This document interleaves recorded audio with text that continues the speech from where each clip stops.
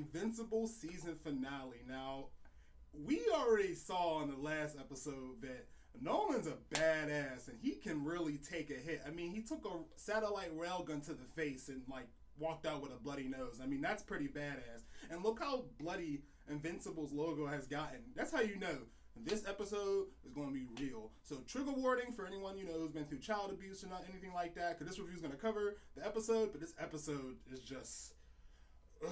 So before we get started, don't forget to like, share, and subscribe to Bearded Blurred on YouTube, Instagram, Twitter, Twitch, and Facebook. All right, let's get started.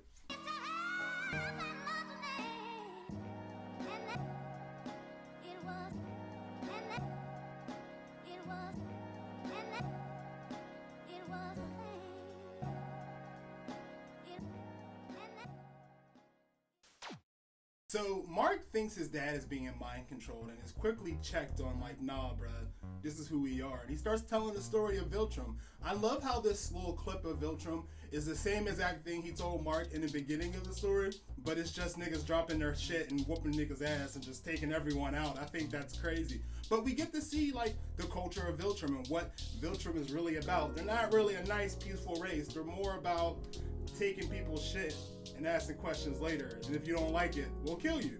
I think Mark was kind of contemplating and trying to take everything in. He might have went with his dad until his dad called his mom a pet, and then after that, all bets are off. He don't play about his mom, so after that, he was like, I don't give a shit about Viltrum. That's my favorite line in it, like one of my favorite lines in the entire episode, because he just really showed his inner teenager, and it was like, he don't really care. He's like, why are you doing this, Dad? Like, my whole life has been a lie, and I just can't take it. Now, I think we all knew how strong Nolan is, right? Omni-Man is extremely powerful. I mean, as I showed in the last clip, he took a railgun to the face. And then you can see when he was telling the history of Viltrum that he clearly worked his way up through the ranks, and all he knows is war. So when I saw this, I was just like, yeah, Mark doesn't stand a fucking chance against his dad.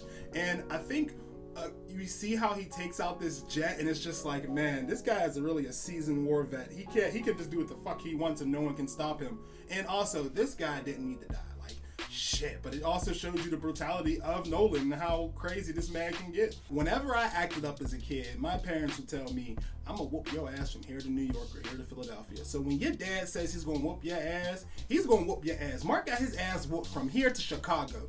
Look what one punch from Omni-Man did. He literally leveled a skyscraper. He destroyed this town. But what I like about this scene, besides the brutality, is that it not only showed physics, right? When Mark tried to go and grab this building, you saw the glass shatter, but it also showed, the reality of, the humanity of Mark, and shows that, Mark actually cares about people. And it was dark, he couldn't save for life, and then he ends up pulling a dead hand out. I think that was just really epic. Like, Mark is really trying to take in everything that's happening right now while getting his ass beat by his dad, and that's just crazy. Even after all of this, Mark is like still traumatized, and his dad's like comes up with the bloodshot eyes, like, come on, man, look at these people, they're fragile, what the fuck is gonna happen? Like, and Mark still is like, nope, you're lying, Dad, I don't believe you. And unfortunately, Mark starts to get a lesson that he will never forget. I won't forget. Like, this didn't even happen in the comic books. Like, wow, did you really have to do him like this? Like, oh my god, like,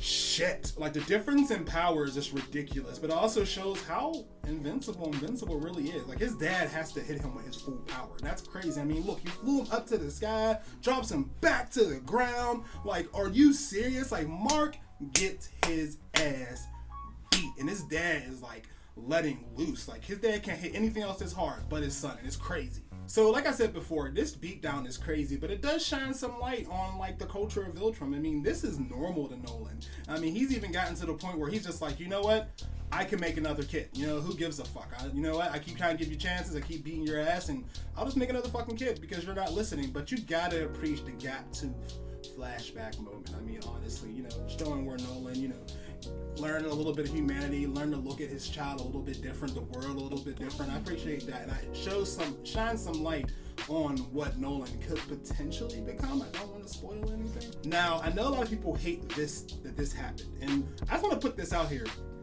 they changed Amber from the comic. When she was a blonde white girl, she was very reasonable and understanding of Mark's lifestyle. Yes, she was upset about the inconsistency and him not, showing up to stuff, but when he revealed his secret to her in the last episode, she was really irrational and she was very unreasonable. In the comic, she accepted the thing, she was hype about it, and they didn't break up until the inconsistency started to take more of a toll. They didn't even go through this whole frat guy thing until literally college. So it's just interesting to show that they kind of painted this black woman in a bad light when she wasn't really in a bad light in the comics. She was just a woman who had a superhero boyfriend who couldn't take it, similar to Mary Jane. I just didn't like it. So what do you think about the season finale? Did you like how it ended? Comic readers, did it live up to your expectations? Where do you think Nolan's flying off to? What do you think the Molar twins are going to do? What do you think Doc Sasman has planned up with these molten lava golems? They give us so much foreshadowing. Where do you think next season is going to start off at?